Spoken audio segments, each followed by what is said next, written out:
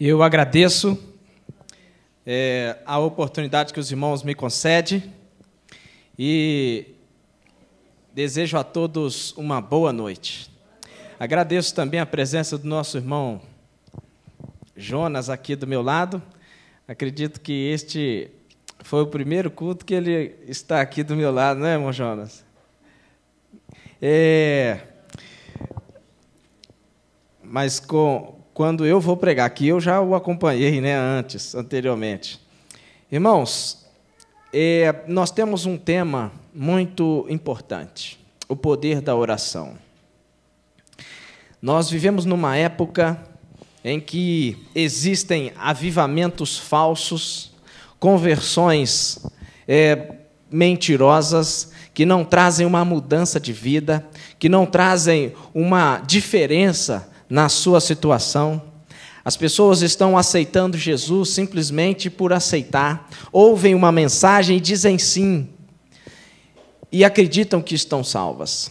As pessoas estão enganadas por uma mensagem que não vem de Deus, por uma mensagem falsa, superficial. Um missionário esteve viajando e assistiu a alguns cultos e depois voltou à sua própria igreja, só para me ilustrar o que eu estou dizendo para os irmãos.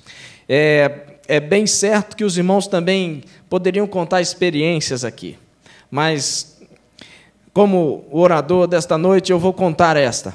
E este missionário assistiu algumas reuniões em outras igrejas e voltou à sua igreja.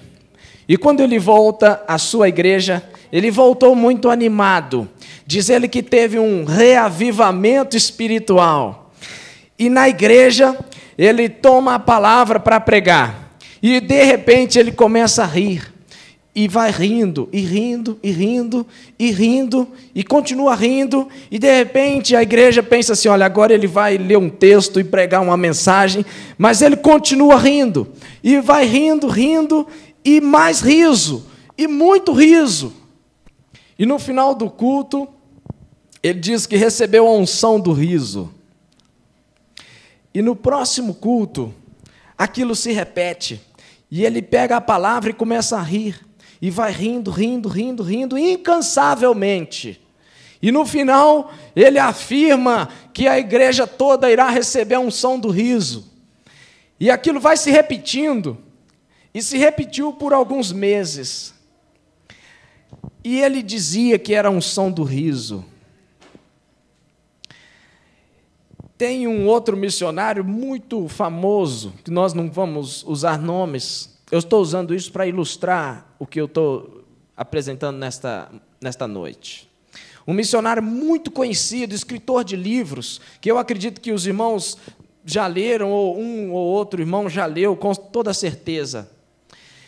E este missionário, ele foi repreendido por alguém, mas não apresentou resposta. E um dia no culto, que ele estava fazendo o culto, e ele dizia que tinha o poder de curar as pessoas, e um dia no culto ele levanta a voz mais alto que o tom normal, e fala assim, olha, se qualquer pessoa se levantar contra este ministério, seja amaldiçoado e tal, etc.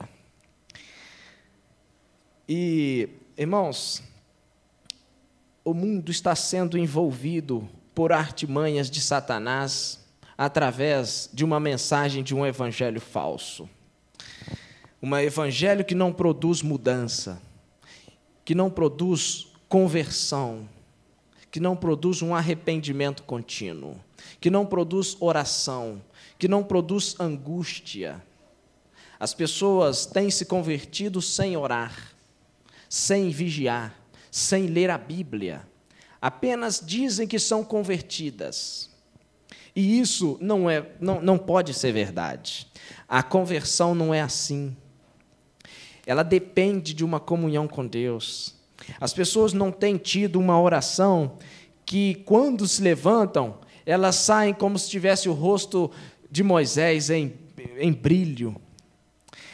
É só jogos, só TVs, só novelas, só filmes. só coisas frívolas que entorpecem a mente e não permitem que a pessoa consiga ter um contato íntimo com Deus. A Bíblia mostra que quando Deus quer mudar uma situação em ruínas, Ele chama um homem de oração e transmite àquele homem o seu próprio sentimento. E aquele indivíduo passa a sentir o que Deus estava sentindo. E ele se aflige e entra num sentimento de angústia e oração, e ele não consegue comer. Por isso é o jejum. Não é esse jejum que a gente levanta e fala assim, hoje eu vou ficar de jejum. Não é este. É um jejum diferente, que vem de dentro para fora. Nós vamos ver isso. A Bíblia apresenta vários homens assim, mas nós vamos estudar só um. Só o caso de Neemias. Neemias. Vamos abrir a sua Bíblia no capítulo 1 de Neemias. Vamos abrir no capítulo 1 de Neemias.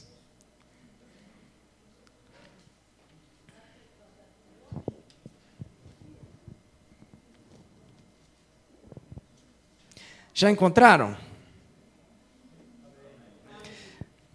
Então vamos lá, capítulo 1 de Neemias. A palavra de Deus diz assim: as palavras de Neemias, filho de Acalias, sucedeu no mês de Quisleu, no ano 20º, estando eu em Suzã, a fortaleza, que veio Anani, um dos meus irmãos, ele e alguns de Judá, e perguntei-lhes pelos judeus que escaparam e que restaram do cativeiro e acerca de Jerusalém.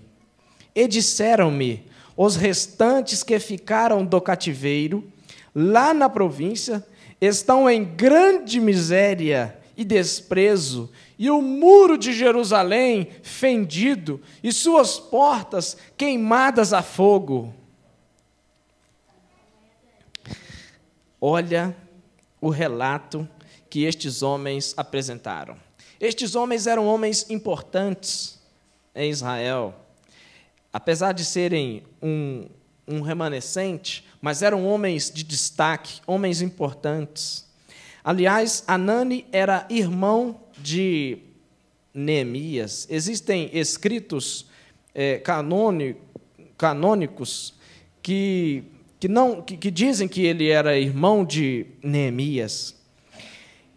E ele apresenta aquela situação, uma situação de completo desagrado, de completo desprezo, de abandono, de ruína. Apresenta Jerusalém em, assim, as traças, os muros quebrados, as portas queimadas. E tudo indica que foi ainda na época de Nabucodonosor. Uma situação terrível. Irmãos, vamos ver os detalhes que estão aqui embutidos neste texto. Primeiro, uma coincidência desta mensagem é que o mês de Quisleu equivale ao mês de dezembro. Então, imaginem os irmãos que num mês como este, Neemias recebe esta notícia. Eu quero que os irmãos acompanhem, é muito importante nós acompanharmos o raciocínio da mensagem, para que no final você consiga alcançar o que o Espírito Santo deseja para os irmãos. Então, vamos acompanhar cada detalhe aqui. Primeiro, importante, é que era no mês de Quisleu, algumas Bíblias falam Kislev, e equivale ao mês de dezembro, e nós estamos no mês de dezembro, o último mês do ano. Na verdade, para os judeus, Quisleu não era o último mês do ano, mas equivale ao mês de dezembro nosso hoje. E, nesta época, apareceu o irmão de Neemias e apresentou a situação. E um detalhe muito importante que ele relata no versículo 3 é que o muro de Jerusalém estava como? Fendido. O muro de uma cidade, naquela época, simbolizava o poder do Deus daquela nação em proteger a nação. Então, se o muro era fraco, o Deus daquela nação era fraco. Se o muro era forte, o Deus da nação era forte. É por isso que na Bíblia apresenta o muro da cidade de Jerusalém, quando, na época eles fizeram, Salomão, Davi, e depois apresenta em Apocalipse, na cidade santa, o muro. Então, todos esses muros apresentados eram muros muito fortes, muito largos, muito altos.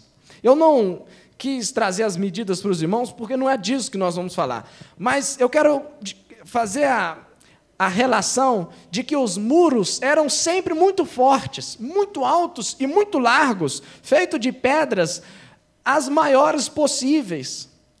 As maiores possíveis. Se tivesse condições, eles queriam fazer o muro só uma pedra única. Mas como não tinha jeito, eles pegavam as maiores pedras e posicionavam elas para proteção. E era um muro muito grande. E este muro estava fendido.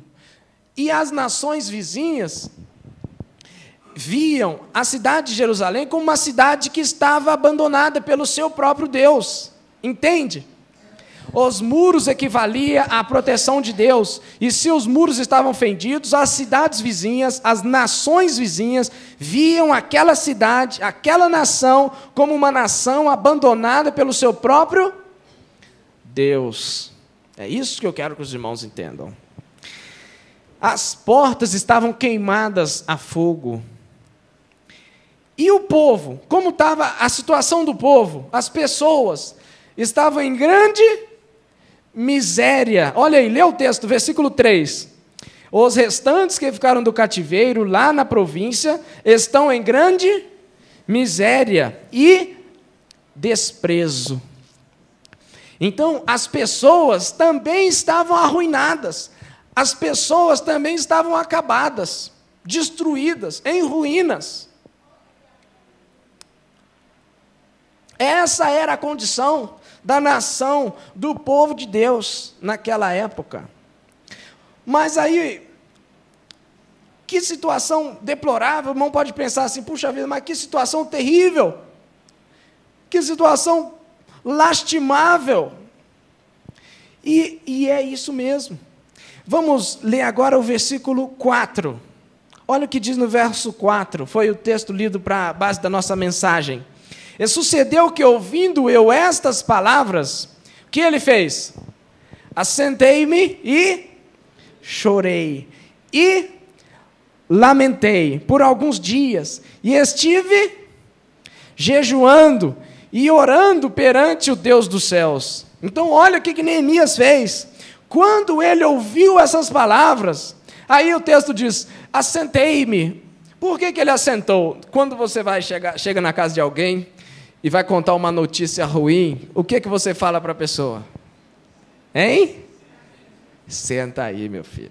Pode sentar que o chumbo é grosso.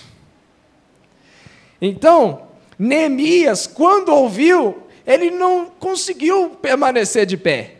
Então, o texto diz assim, assentei-me, quer dizer, desmoronei, e chorei, e lamentei por alguns dias, não é alguns minutos, não, sabe, algumas horas, não, alguns dias, estive jejuando e orando perante o Deus do céu. Por que ele estava jejuando? Porque ele levantou de manhã e falou assim, hoje eu não vou comer nada, porque eu vou jejuar, foi isso? Ele não conseguiu nem comer, ele não conseguiu comer. Quando a gente recebe uma notícia muito ruim, a gente consegue comer? A gente fica abalado, a gente não consegue comer. Tem pessoas que têm um efeito contrário. Então, ele também não conseguia comer. E orou perante o Deus dos céus. Veja, por que Deus escolheu Neemias? Por que Deus escolheu exatamente Neemias para sentir o que Deus próprio estava sentindo? Sabe, quando eu leio essas palavras, assentei-me e chorei e lamentei por alguns dias, e estive jejuando e orando perante o Deus dos céus. Eu imagino o próprio Deus vendo o seu povo querido, que ele chamava bichinho de Jacó,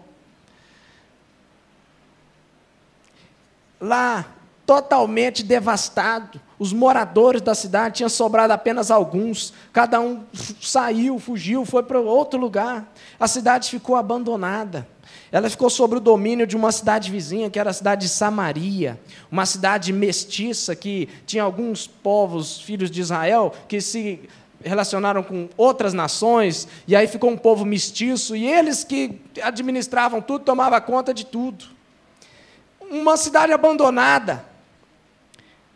E, de repente, Deus escolheu Neemias. E Neemias chorou, orou, se lamentou.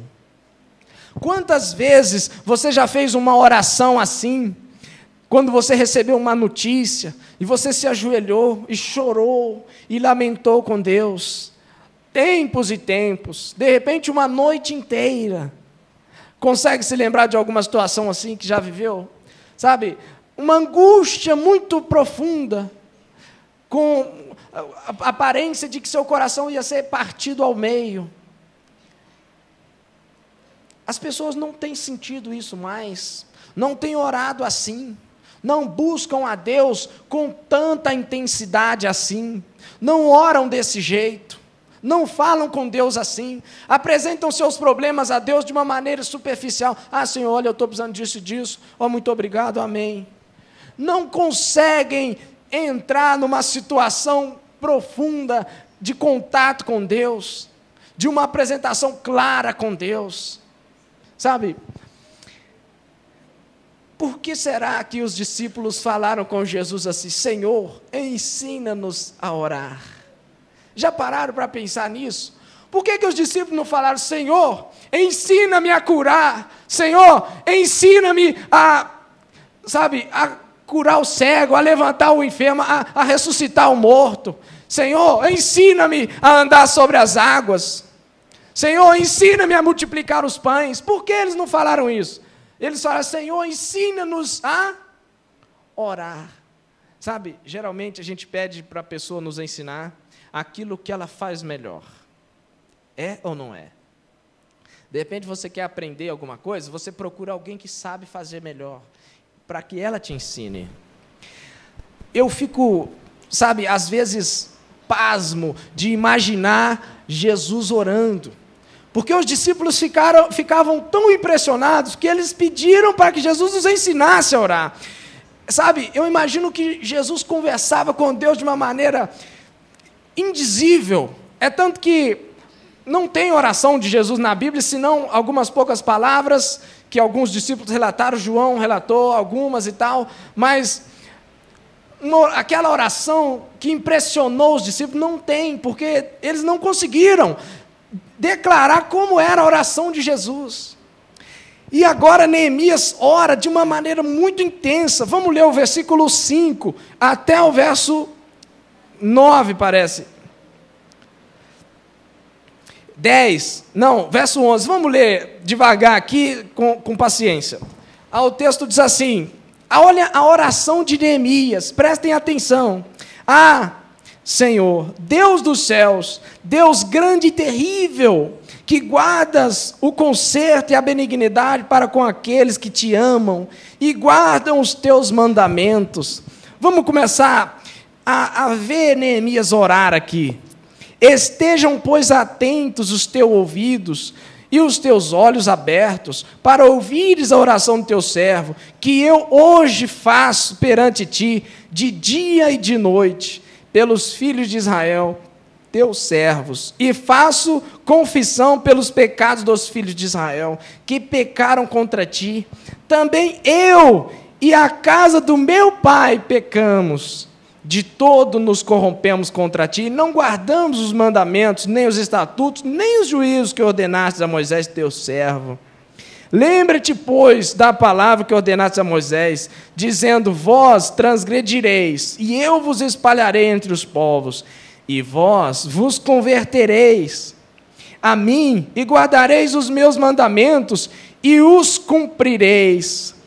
Então, ainda que os vossos rejeitados estejam no cabo do céu, e de lá os ajuntarei e os trarei ao lugar que tenho escolhido para ali fazer habitar o meu nome.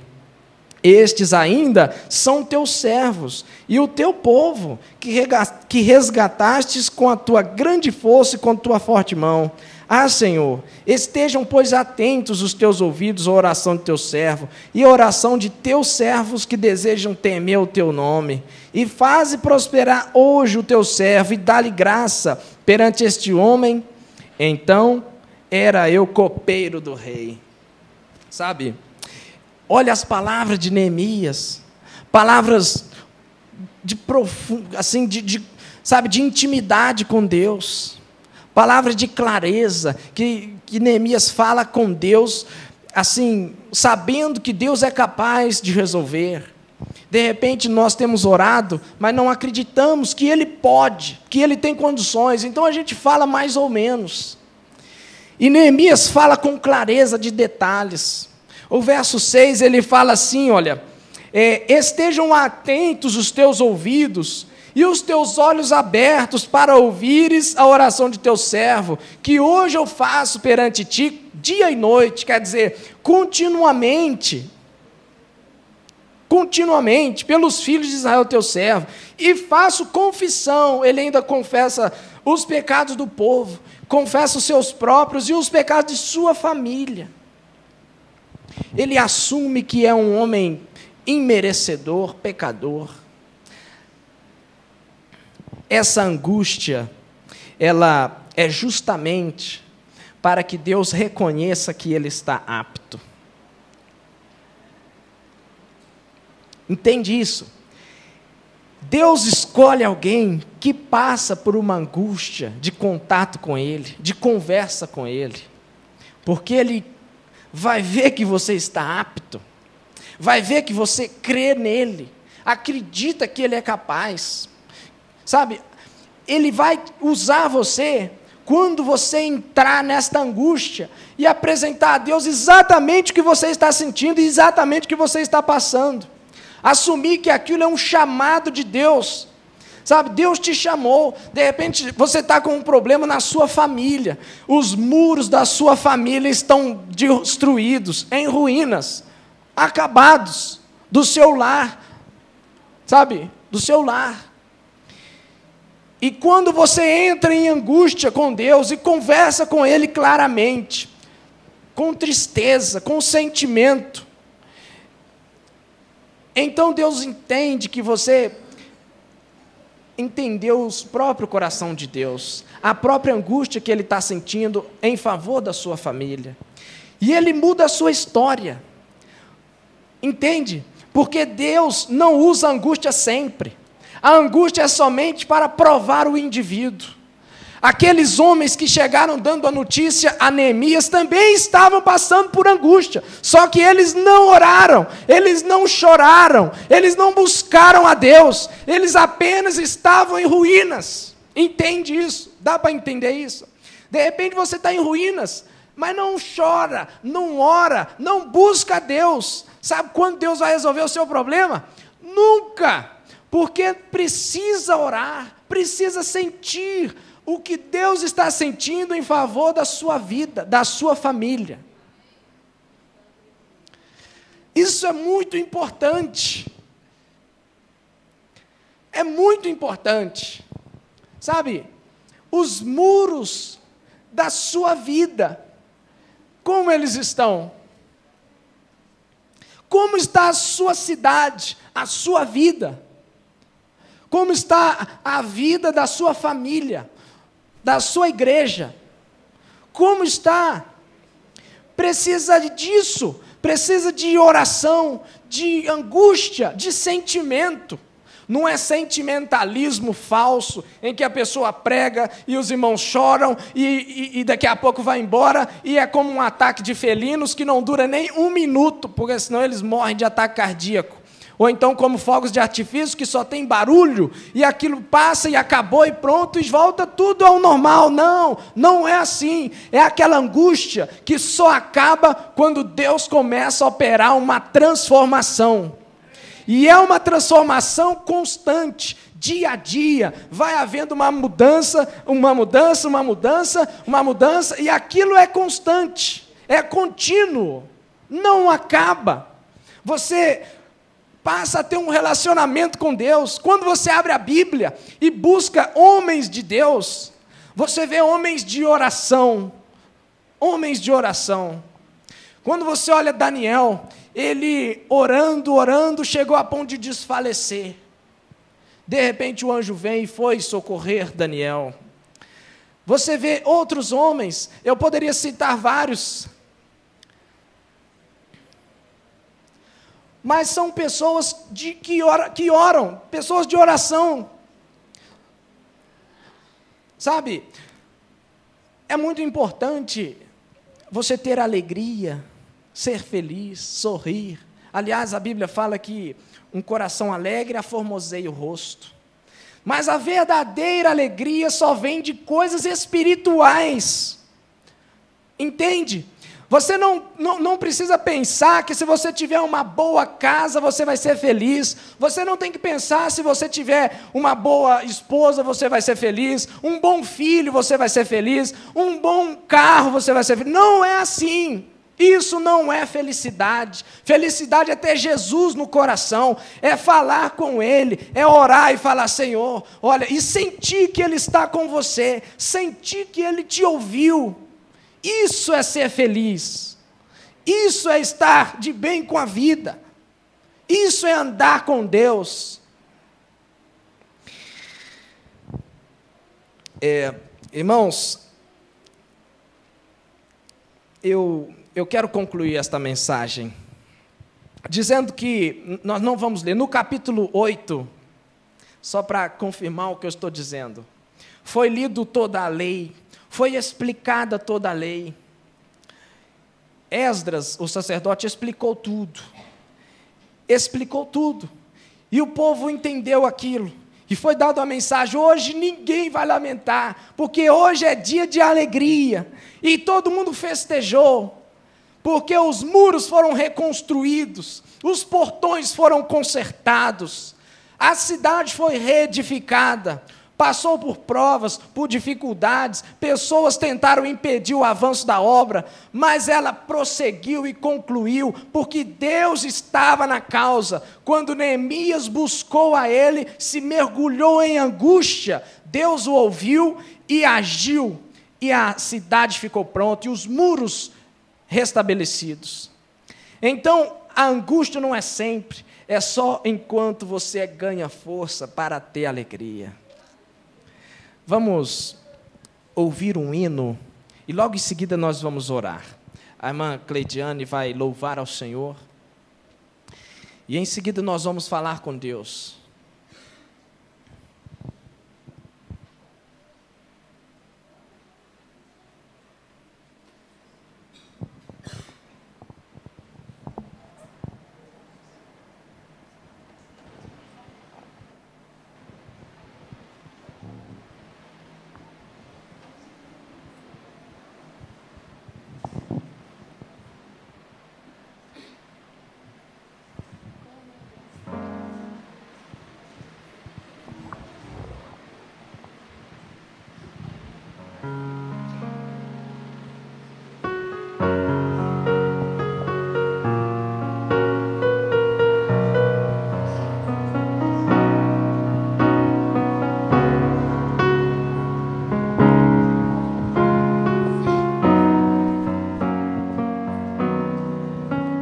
Como é bom ser cristão quando tudo está bem pro seu lado.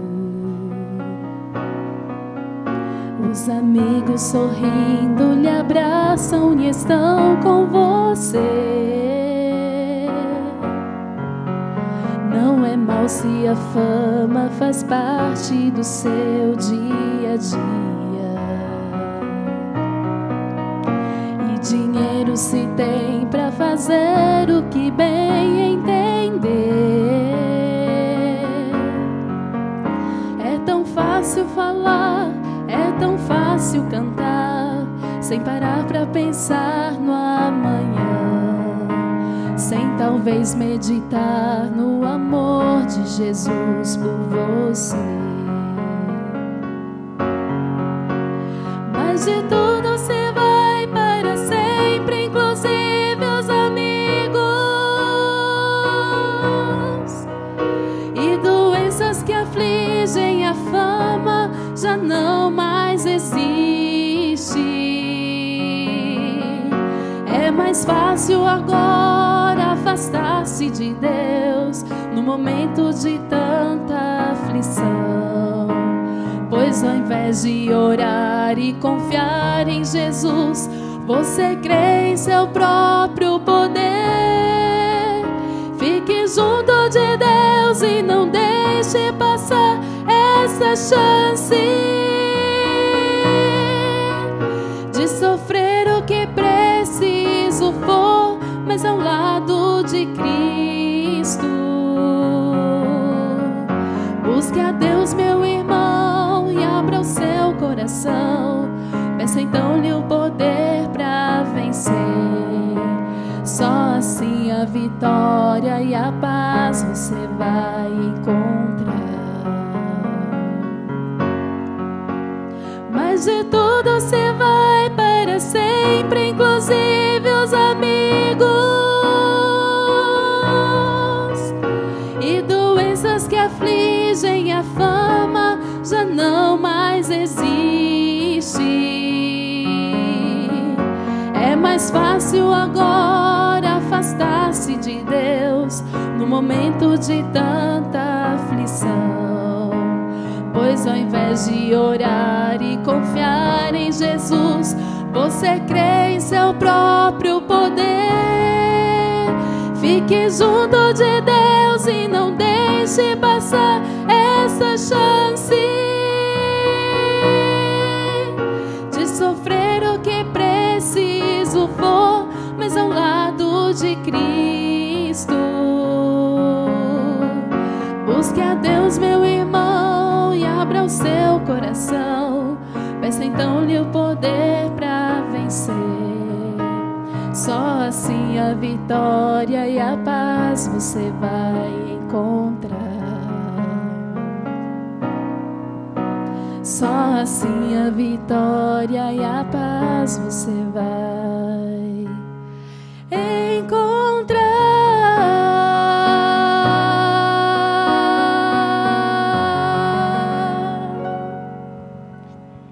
Amém.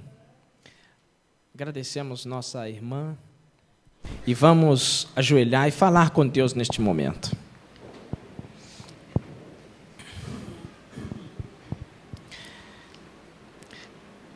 Senhor, nosso grande Deus, que habita nos mais altos céus, mas como diz Isaías, habita também no coração do contrito e abatido. Ah, Senhor, neste momento, nós entendemos que o Senhor quer demonstrar a nós o seu sentimento próprio a respeito de nós mesmos e de nossa família, de nossa vida e do que temos feito, Senhor. Queira, ó Pai, nos enviar uma porção do Teu Espírito Santo para entendermos a profundidade desta mensagem, a profundidade da importância da oração em nossas vidas. Aquela oração que vai fundo no sentimento mais íntimo do Teu próprio coração, para entendermos o que nós precisamos mudar, o que em nossa vida está errado, e que o Teu Espírito nos dê força, Senhor, para levantar da oração, assim como Neemias, depois daqueles dias angustiado, ele levantou e se apresentou ao rei como copeiro, e depois, ó Pai, ele recebeu a bênção de poder ir reconstruir os muros. Reconstruiu e houve muita alegria naquela cidade. Queira fazer isso também em nossas vidas, ó Pai. Após uma oração profunda, após uma avaliação do que temos feito, após uma angústia, Senhor, e um arrependimento de como temos vivido, que o Senhor possa produzir em nós uma mudança completa, que possamos ter nossos muros reconstruídos, que possamos ser crentes realmente convertidos e constantemente se arrependendo e mudando de vida numa caminhada em direção ao céu.